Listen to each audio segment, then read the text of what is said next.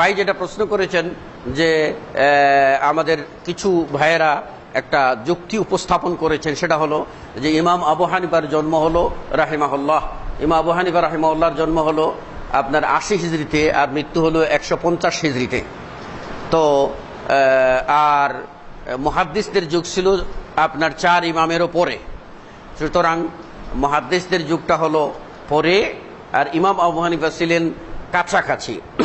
কাছাকাছি বলতে 80 হিজরিতে তার জন্ম হয়েছে এবং তিনি বয়োবৃদ্ধ মানে বড় হয়েছেন, বড় হইতে তার সময় লেগেছে এবং এক সময় তিনি আপনার ব্যবসাও করেছেন, পড়ালেখায় নিমগ্ন হয়েছেন একটু বয়স হওয়ার পরে। তো সব মিলে দেখা গেল যে ইমাম আবু হানিফা রাহিমাহুল্লাহ আপনার তিনি কোন তাবেঈর সাক্ষাৎ পেয়েছেন বলে প্রমাণ পাওয়া যায়, সেই হিসাবে তাকে তাবেঈ বলা হয়। এই বক্তব্যের সত্যতা রয়েছে, কিন্তু এখানে প্রশ্ন হলো যে ইমাম আবু হানিফা আগে জন্মেছেন আর মুহাদ্দিসরা পরে জন্মেছেন, সুতরাং ইমাম আবু হানিফা আগে যেহেতু তার কথাকে প্রাধান্য দেব আর মুহাদ্দিসদের কথাকে প্রাধান্য দেব না। এইখানে আমাদের প্রশ্ন হলো যে ইমাম আবু হানিফা একজন ব্যক্তি আর মুহাদ্দিসরাও একজন ব্যক্তি,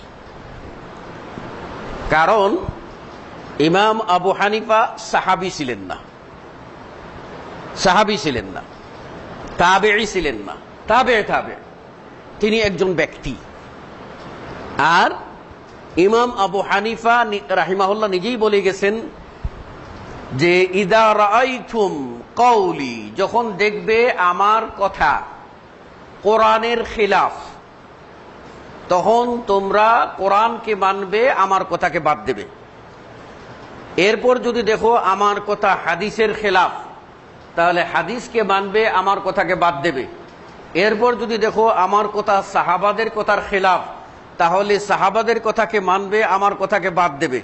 এরপর যদি দেখো আমার কথা তাবেঈদের কথার খেলাফ, তাহলে তাবেঈদের কথাকে মানবে, আমার কথাকে বাদ দেবে।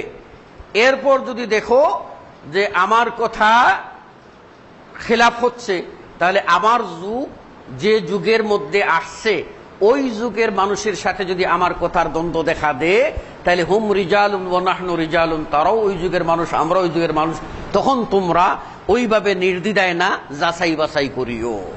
কথা ঠিক বলেন নাই? চমৎকার কথা বলে গেছেন। এখন আমরা ইমাম আবু হানিফা রাহিমাহুল্লাহ যা বলবেন তা মানবো, না ইমাম বুখারী যা বলবেন তা মানবো?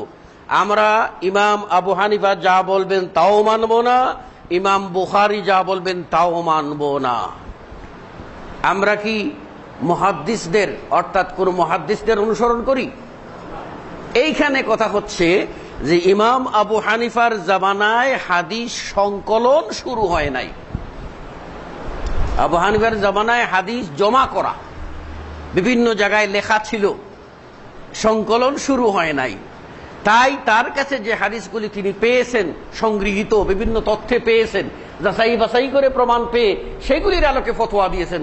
আর এই জন্যই তো বলেছেন যে কোন সময় তোমরা হাদিস পাইলে হাদিস গ্রহণ করবা, আমারটা বাদ দিবা। কথা বুঝতে পেরেছেন? এখন ইমাম বুখারী, ইমাম মুসলিম, আরো যারা হাদিসের ইমাম আছেন, তারা কি করেছেন?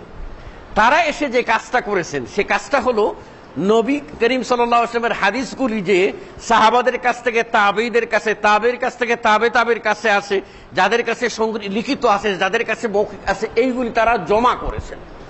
জমা করে সেগুলি যাচাই বাছাই করে তারা এগুলি দেখছেন যে আসলেই রসুলের কথা কিনা যাচাই করেছেন। যাচাইয়ের ক্ষেত্রে ইমাম বুখারী এত সতর্ক ছিলেন যে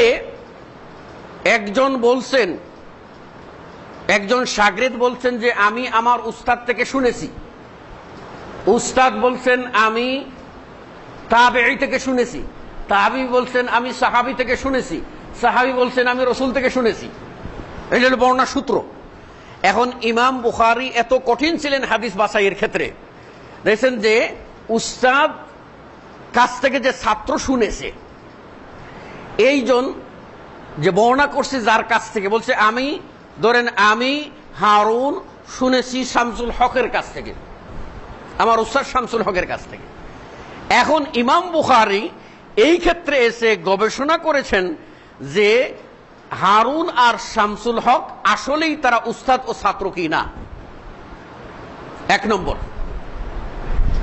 এরপরে বিচার করেছেন যে শামসুল হকের দার্সে হাদিসে হারুন কোনদিন উপস্থিত হয়েছিল কিনা,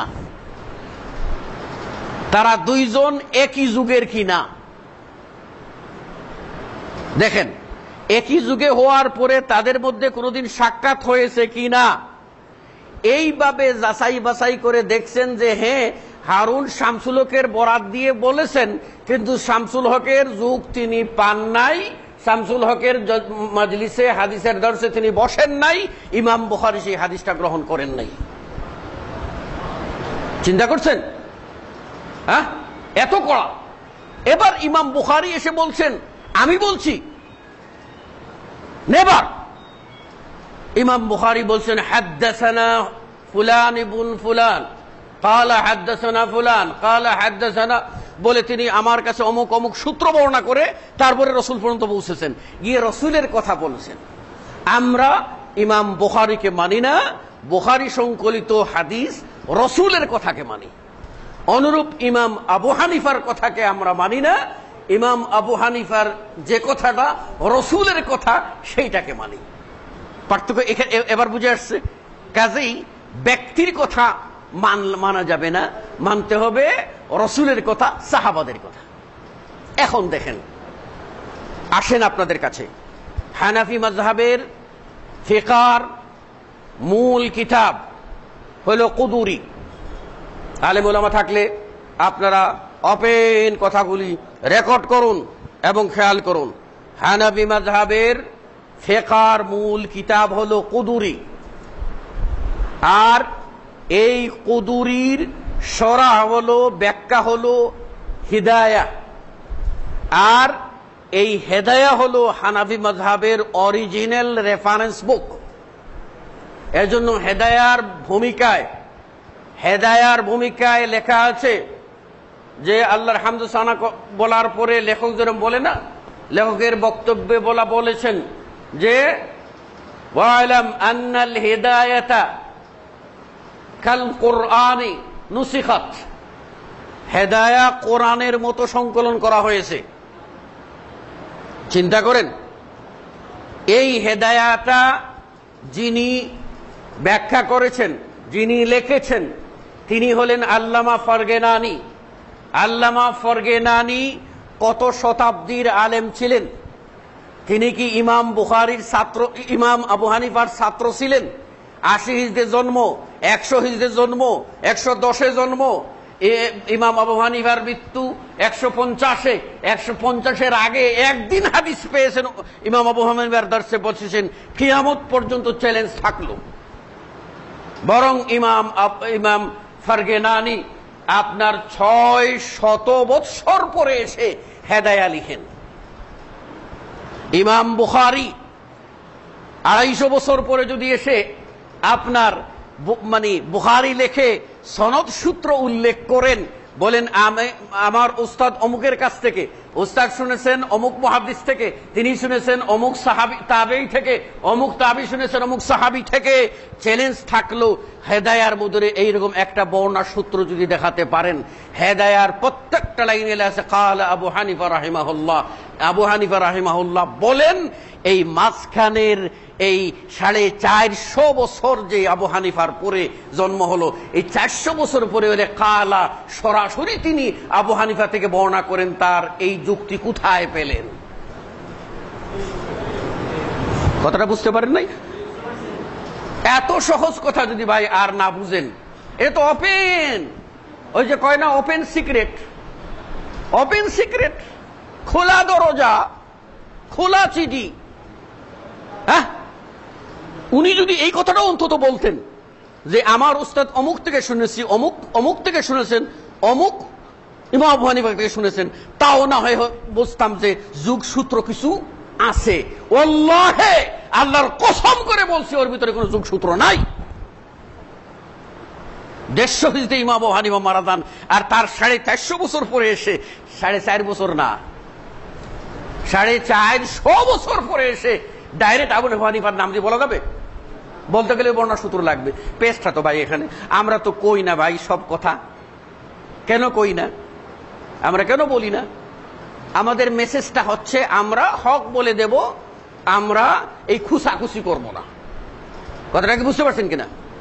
কিন্তু খুসাখুসি করলে থলের যে আসল বিড়াল বেরিয়ে আসবে, তখন কি অবস্থা হবে? কাজেই এই যে কথাটা যারা বলেছেন, আমরা বলবো যে আমরা ইমাম বুখারী, মুসলিম, আবু দাউদ, নাসাই, তিরমিজি, ইবনে মাজাহ সহ আরো যত হাদিসের মুহাদ্দিসিন আছেন, কোন মুহাদ্দিসিনের অনুসরণ করি না। আমরা মুহাদ্দিসরা যে হাদিস সংকলন করেছেন এই হাদিসগুলিও যাচাই বাছাই করে দেখে যেটা রসুলের কথা বলে বর্ণনা সূত্রের বিচার করে দেখেন। এই কথাও আপনাদের বলি, আমি যখন সৌদি আরবে তায়েফে সৌদি সরকারের ধর্ম মন্ত্রণালয়ে আমি তায়েফের দাওয়া সেন্টারে কাজ করি, তখন আমাদের দেশের একজন মাদ্রাসার মুহতামিম তিনি গিয়েছিলেন আমার সাথে সাক্ষাৎ করার জন্য, মাদ্রাসার কালেকশনের জন্য। তা আমি ওনাকে আমার নিজ হাতে বানিয়ে কিছু দেশীয় খাবার সেখানে খাওয়াইছিলাম। তো খেতে বসে তিনি এক পর্যায়ে বললেন যে এই দেশে হাদিস পড়া সহজ, আর আমাদের হাদিস পড়ানো সহজ, আর আমাদের দেশে হাদিস পড়ানো কঠিন। আমি বললাম যে বুঝলাম না শেখ কি বললেন এটা। বললেন যে এখানে হাদিস পড়ানো সহজ, কারণ হাদিসে যা আছে তাই পড়িয়ে দিতে হয়, আর হাদিসে যা আছে তাই পড়াতে হয়। আর আমাদের এখানে হাদিস পড়াতে হয় আগে মাযহাবকে সামনে রেখে, মাযহাবের ফতোয়ার বিরুদ্ধে হাদিস চলে গেলে ওই হাদিসটাকে কিভাবে কেটে সেটে মাযহাবের পক্ষে আনা যায় এই বিদ্যা না জানিলে হাদিস পড়ানো যায় না।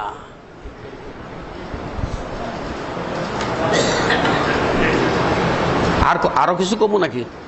আর দরকার নেই, থেমে যাই, তাই না? আমরা এই পর্যন্ত থেমে যাই। জি, আশা করি উত্তরটা ক্লিয়ার হয়েছে, তাই না?